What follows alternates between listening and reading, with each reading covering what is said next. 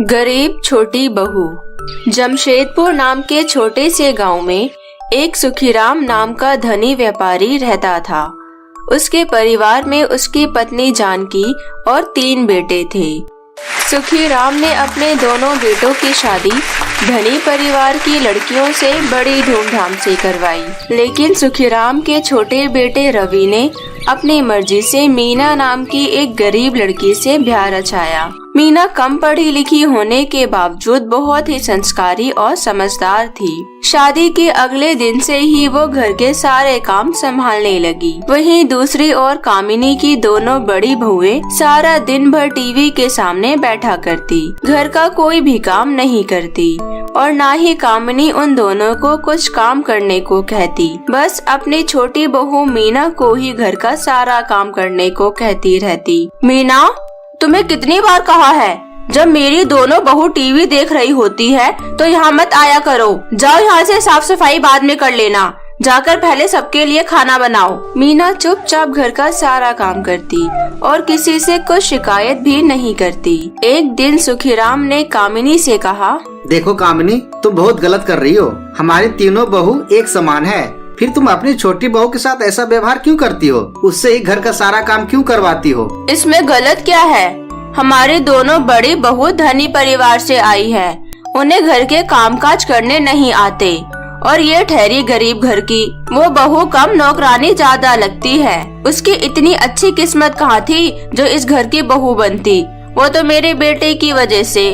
माँ, आप ये क्या कह रही हो? मीना मेरी पत्नी है और आपकी बहू। आप मीना के साथ ऐसा व्यवहार मत कीजिए। वो गरीब घर से है तो क्या हुआ, वो बहुत गुणी और संस्कारी है। तू चुप कर, बड़ा आया बीवी की तरफदारी करने। मुझे मत समझा कि मुझे किसके साथ कैसा व्यवहार करना चाहिए। ऐसा कहकर कामिनी अपने कमरे में चली गई। कुछ दिन बीत जाने के बाद उनके घर में एक परंपरा थी कि हर साल घर की बहू कुछ दिनों के लिए अपने मायके जाती थी। तीनों बहुएं अपना अपना सामान पैक करके अपने मायके जाने के लिए तैयार हो गई। फिर दोनों बहुओं ने फोन करके ओला कैब बुक किया। कामिनी उन्हें हंसते हुए विदा करते हुए बोली, ध्यान से जाना तुम दोनों, 1 हफ्ता क्या, जितना दिन मन करे उतना दिन रहकर आना। सभी को मेरा नमस्ते कहना। अब जल्दी जाओ वरना लेट हो जाओगे।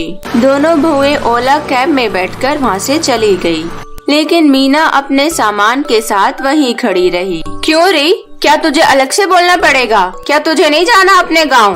तेरे लिए यहाँ कोई टैक्सी या कैब नहीं आएगी। कुछ दूर पैदल चलेगी तो एक बस स्टॉप मिलेगा, वहीं से गाँव जाने के लिए बस पकड़ लेना। और हाँ, 1 हफ्ते में वापस आ जाना, समझी? ज्यादा रुकने की कोई जरूरत नहीं है, यहाँ पर बहुत काम है। अब जाती क्यों नहीं? इतना कहते ही कामिनी का अचानक सिर चकराने लगा। वह जमीन पर गिरने ही वाली थी। तभी मीना जल्दी से अपना सहारा देकर उन्हें कमरे में ले जाकर पलंग पर लेटा दिया और फिर जल्दी से डॉक्टर को फोन करके घर पर बुलाया। डॉक्टर ने चेकअप करने के बाद कहा, सुखीराम जी, इनका बीपी और शुगर लेवल दोनों बढ़ा हुआ है। इनका खास ख्याल रखना होगा। सही समय पर दवाइयाँ और खान पान का विशेष ध्यान देना होगा।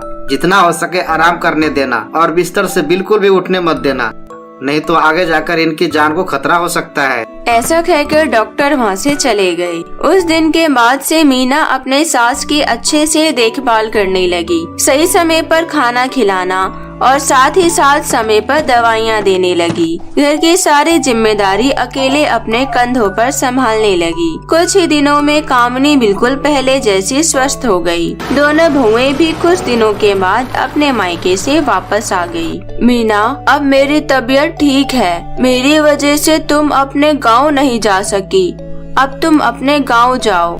माँ जी, मेरी माँ नहीं है, आप मेरी माँ के समान हो, इसलिए आपको छोड़कर जाने का मन नहीं कर रहा। जिस दिन मैंने इस घर में कदम रखा उसी दिन ये घर मेरा हो गया। आपकी सेवा करना मेरा कर्तव्य है। आपकी तबीयत जब तक ठीक नहीं होती तब तक मैं गाँव कैसे जा सकती हूँ?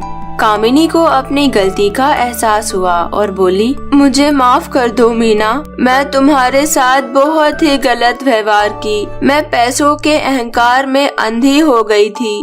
लेकिन तुमने मेरी आंखें खोल दी। बहू तो बेटी समान होती है। मैंने अपनी दोनों बहू को बेटी जैसा प्यार दिया, पर तुम्हें नहीं दिया। आज से मैं तुम्हें बेटी की तरह मानूंगी। पास में खड़ी दोनों बहुएं में से बड़ी बहू बोली, आपने सही कहा माँ जी, मीना के साथ हमने भी गलत व्यवहार किया। अब से हम सब मिलकर रहेंगे माँ जी। उस दिन के बाद से कामिनी दोनों बहुओं की तरह मीना को भी उसी नजर से देखने लगी। तीनों बहुओं को एक साथ घर संभालते हुए देखकर कामिनी बहुत खुश हुई। तो मेरे प्यारे दोस्तों, इस कहानी से आपको क्या सीख मिली हमें कमेंट करके जरूर बताएं। और कहानी पसंद आई हो तो अपने दोस्तों के साथ भी शेयर करें। यदि आपने अब तक हमारे चैनल अमन टीवी को सब्सक्राइब नहीं किया है तो जल्दी से नीचे लाल बटन दबाकर अभी सब्सक्राइब कर ले और साथ ही बेल आइकन को दबाना ना भूले।